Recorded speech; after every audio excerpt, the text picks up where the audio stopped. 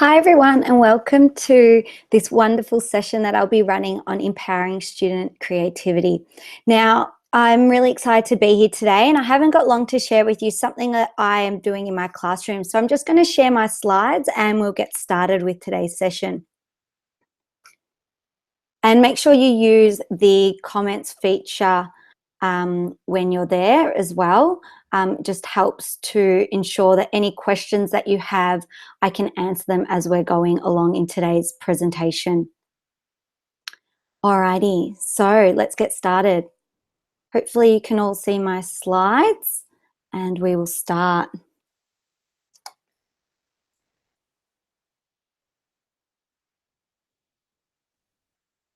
So just to let you all know a little bit about myself, I'm Eleni and I'm currently a Year 3 teacher in Melbourne.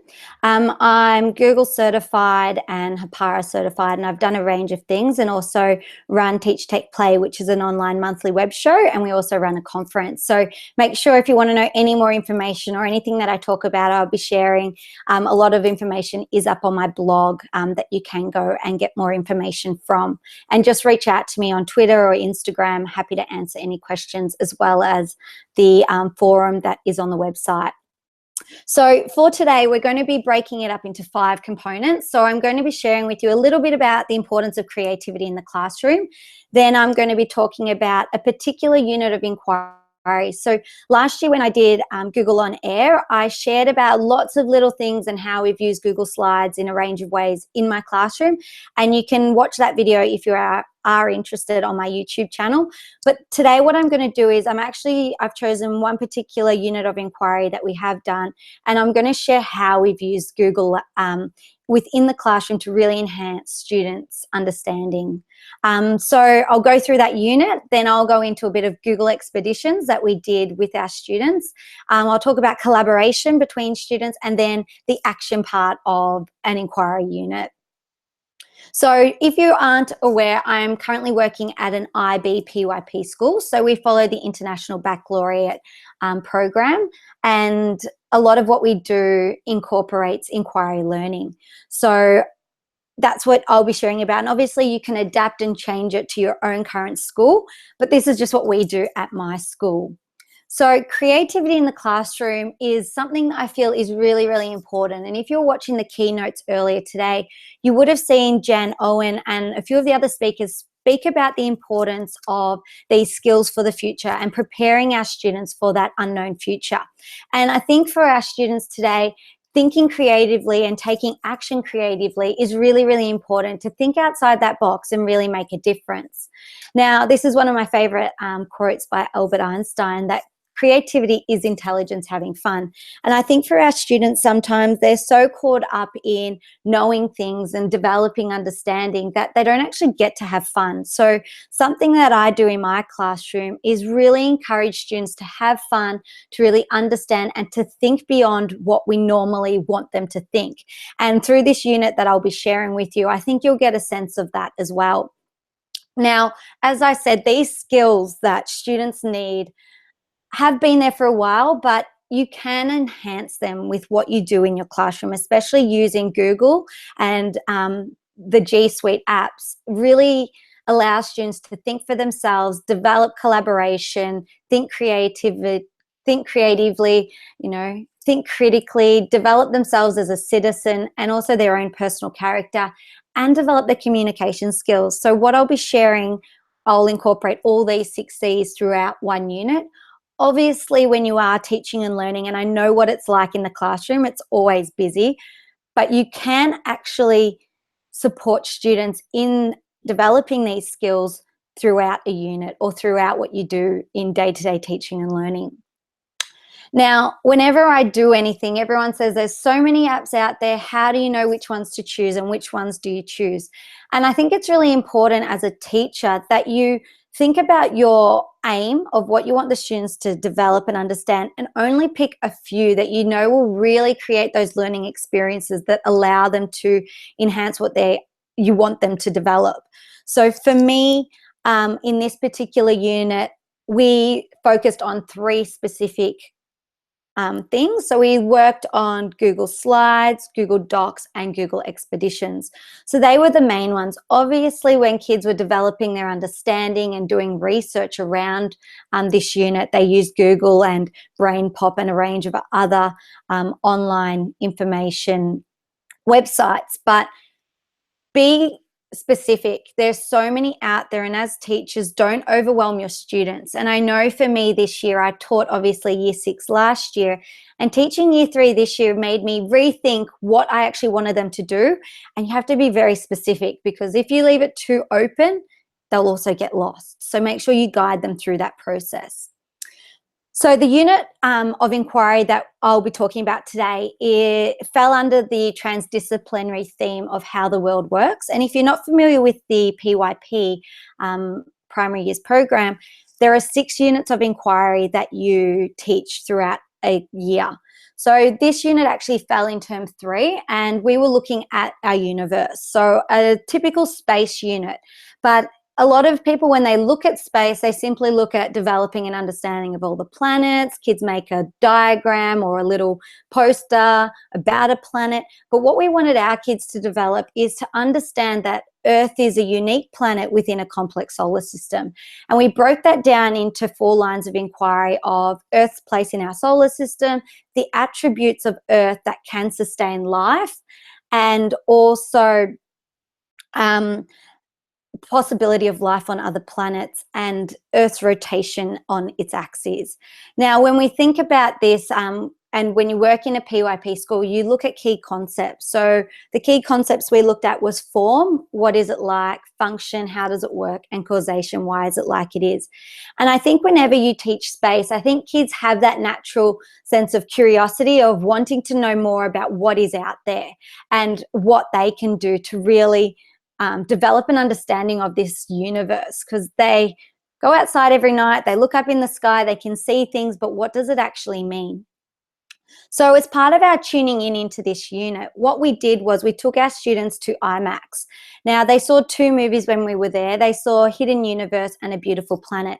And whenever we do anything in our units of inquiry, a big component of what we've tried to do this year is incorporate our parents. So we obviously needed to take parents on the excursion, because without them, we can't actually go.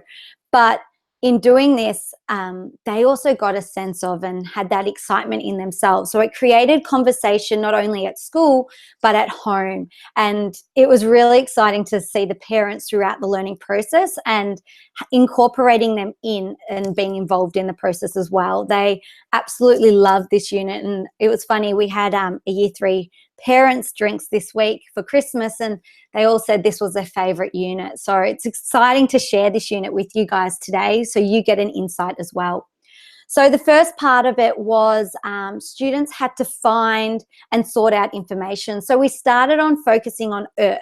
So obviously we started close to home. What makes Earth unique? So we broke it down with different features, what it does, and why is it important to sustain life.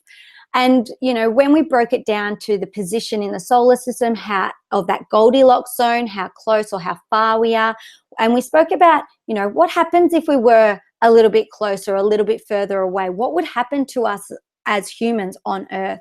We spoke about liquid water, we spoke about land, we spoke about the magnetic force, and this really developed students' understanding. Now, students also did their own research around this, and they use books, they use Google, BrainPop, and a range of other online websites to develop their understanding.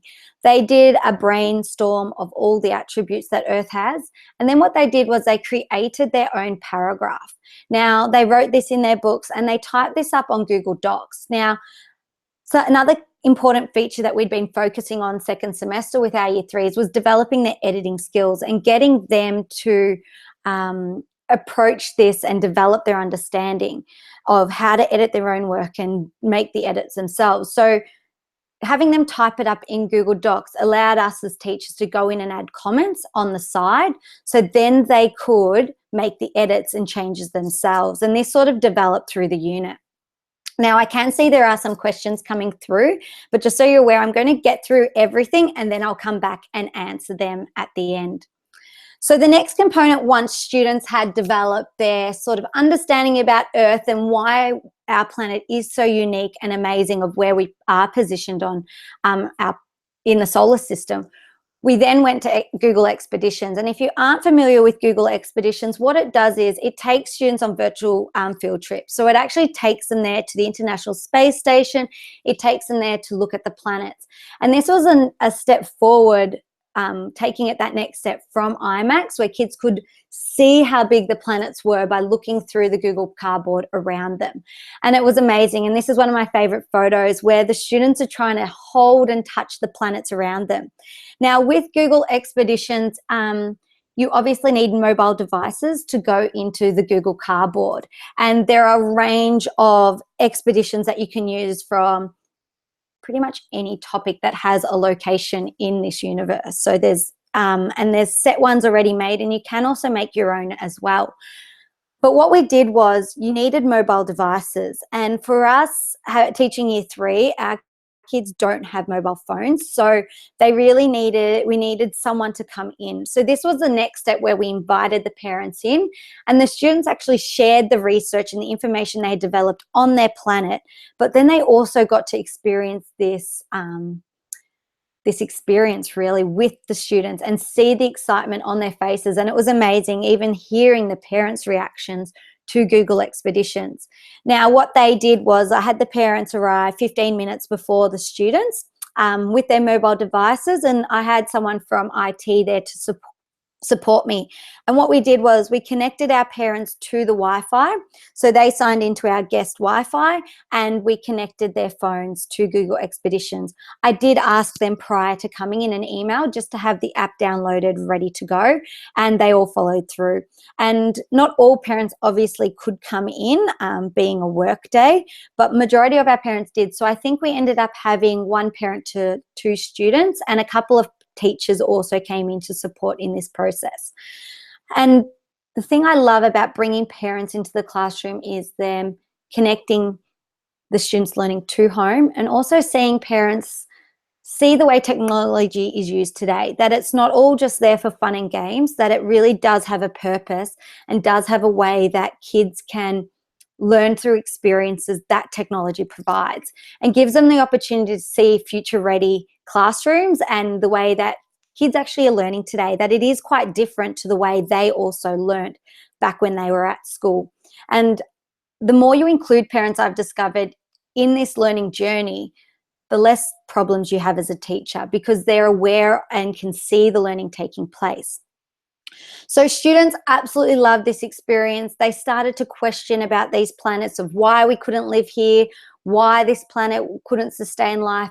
But then at the exact same time we're actually going through this, NASA released that they had just discovered an Earth-like planet in another galaxy out in our solar system. And there was also another one last year. It's funny, the teacher who ran this unit last year, and then when I came this year, she said, every time you run this unit, you'll be surprised how much NASA releases in term 3. And she was absolutely correct, because so many things were released at this time which really enhanced our unit. So they released this understanding that there could be a planet out there, that if for some instance we couldn't live on Earth anymore, we could go somewhere else. So the next part of this unit, we really wanted students to collaborate with each other. And in that process of collaboration and expanding their thinking, we had them work together. And we created this scenario that the World Science Foundation was coming to see and hear from them why they needed funding for this made-up planet they had discovered. So the students had to create a Google Slides presentation to support their persuasive piece of writing of why they needed this money to continue researching about this planet. So they had to use their knowledge of what a planet needs to sustain life, but also the next step of, if there was a planet out there, being researchers and seeking to find more information, how to do that and to set up a proposal and develop that.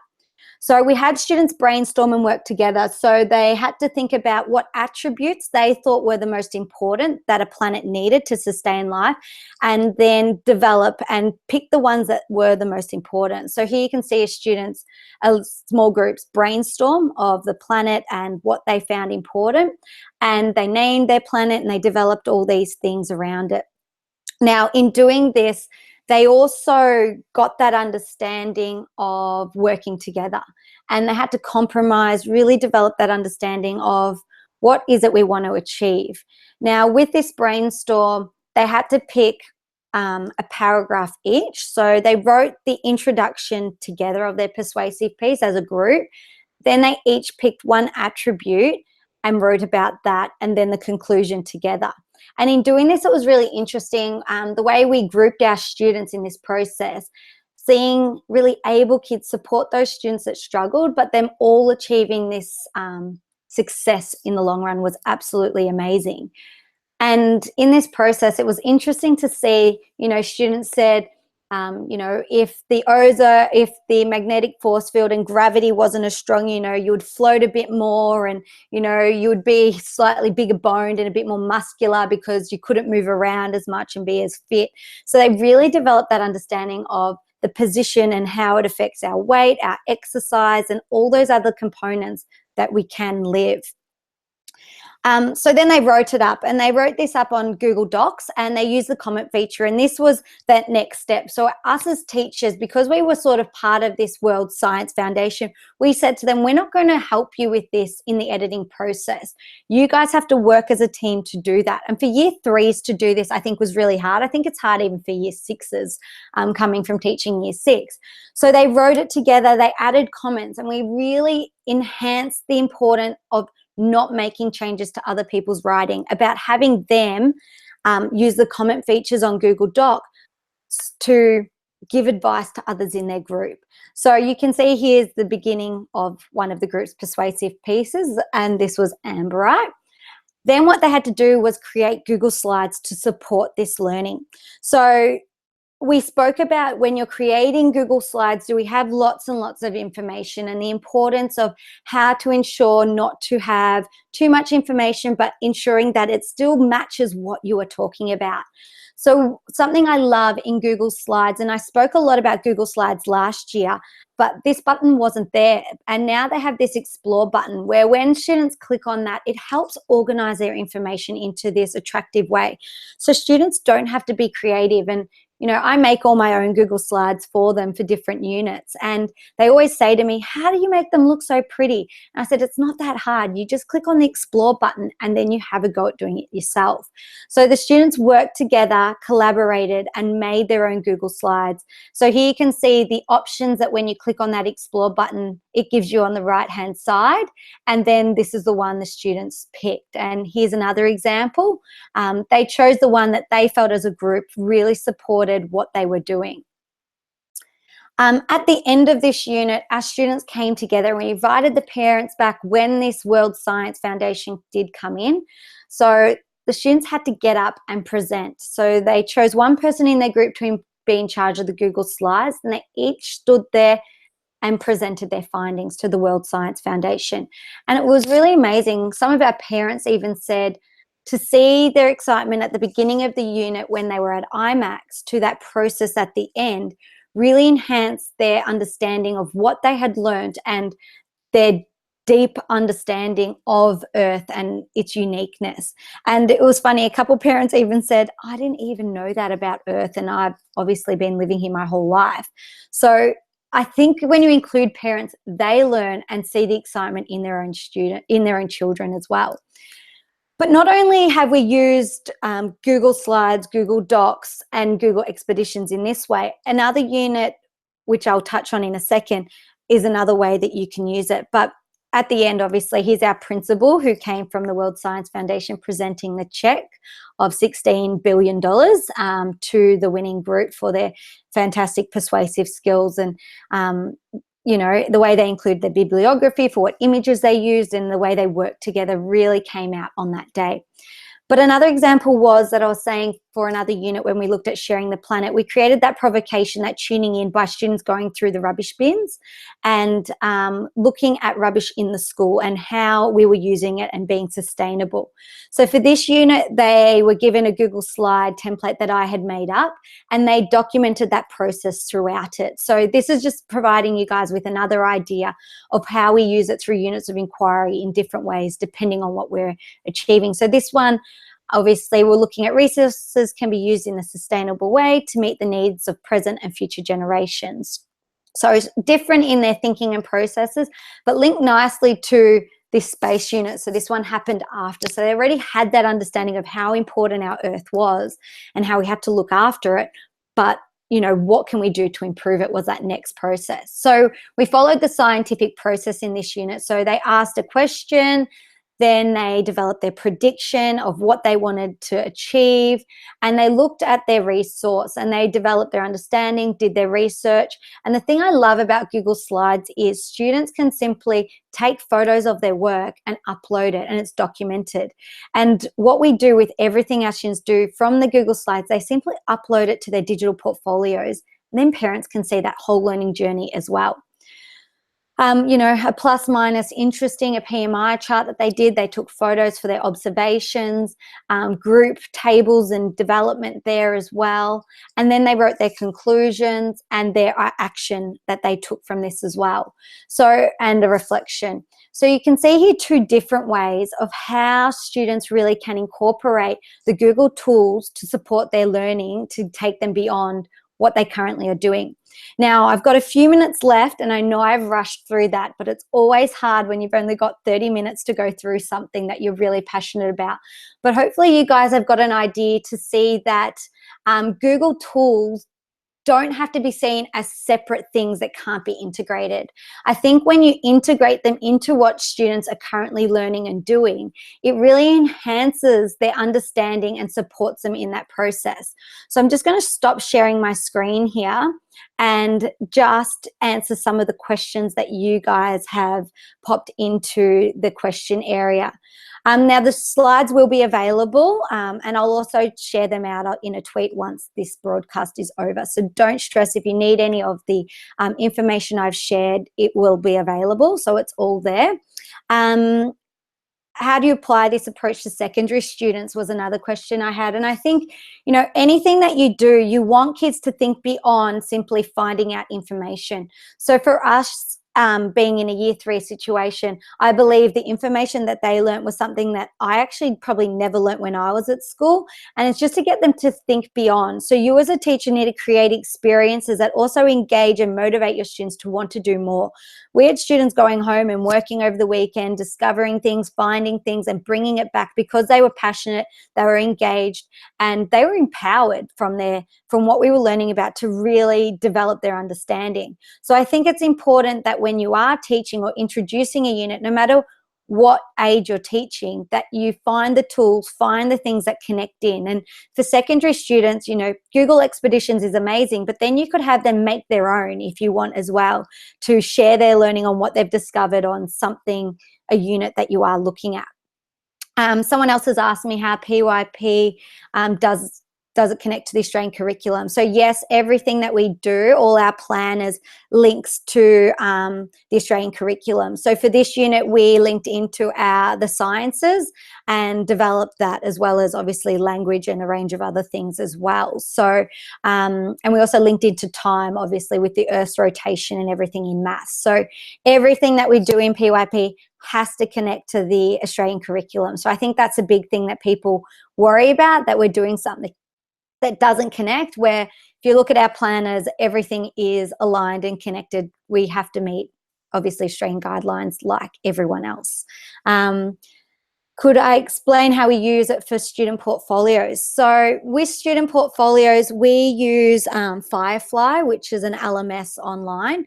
So having Google Slides and Google Presentations and Google Docs, within Firefly, they create their own digital portfolio and they just create blog posts. So when they post their work, it embeds it automatically into the digital portfolio that then parents also have access to. So it's a learning journey and a learning continuum. And the thing I love about using Google Slides and Google Docs is when kids make edits and changes, they don't have to go back and edit their Firefly post on their digital portfolio, because it automatically updates. And I think that's a really amazing thing that,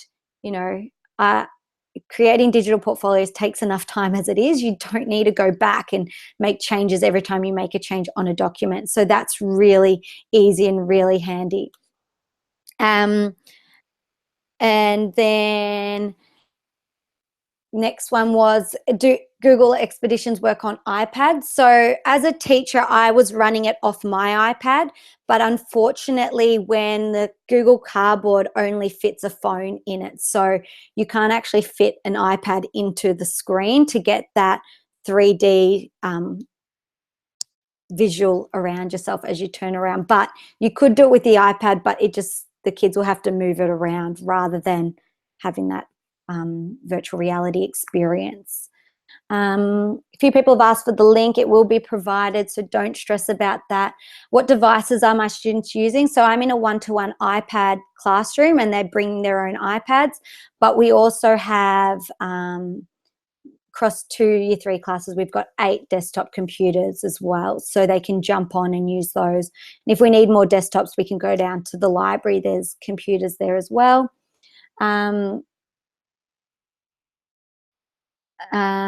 Did we run our session in English on persuasive writing? Yep. So obviously persuasive writing, we've developed that skill throughout the year, and that's how we connect our unit into our language and our reading. So they read a lot of persuasive pieces, they analyze that to get the skills before they can write theirs as well. Another one, I'm trying to fly through these because there's only a few minutes left. Yes, thanks, John. I love that you asked getting parents involved. I think that's really, really important, especially in today's education and how much it is changing and how different it is. I find when you don't involve parents, you get hundreds of emails, hundreds of questions about why you're doing this. But once you involve them, they actually love learning and they love coming in. So every unit that we do, we incorporate parents into it any way we can. The principal in the white coat. Yes, well, we borrowed those white science coats from senior school to give that scientist feel that, she had a bit of superior. But it was really interesting. We didn't tell the kids that it was the principal. We kept saying, no, someone from the World Science Organization is coming in.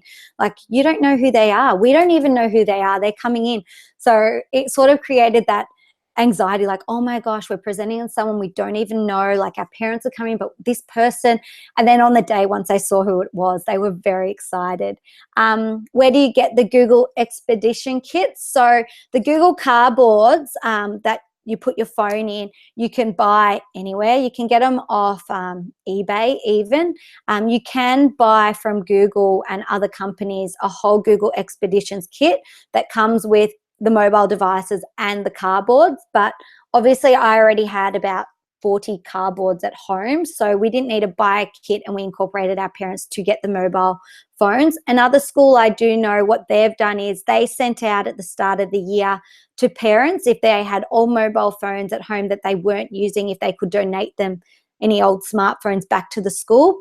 So they got pretty much 20 iPhones, old iPhones, that they then could just have as their own kit. So there's many ways you can do it. I know the kits are quite pricey, and obviously you don't want to overuse it either. So we pick certain units that we can see a nice tie into it to connect to student learning. But there's many different ways you can do it. I did it the nice cheap way, bring parents in and just get the cardboards. I think they're about, you can get them anywhere for between $5 to $25 on eBay, just depending where you buy them from and etc. So hopefully that answers most of your questions. If you do have any more questions, please just reach out to me.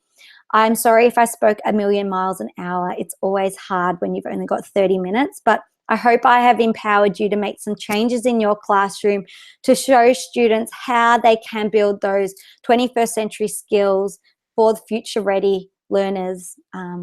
in what you're already doing. So hopefully that helps you all and you get a good understanding there. But reach out to me on Twitter or Instagram or Facebook or any other social media network, and I'm happy to help out where I can. But huge thank you for giving up your Saturday to join me, and hope you enjoy the rest of this Education on Air run by Google. Thanks, everyone. Bye.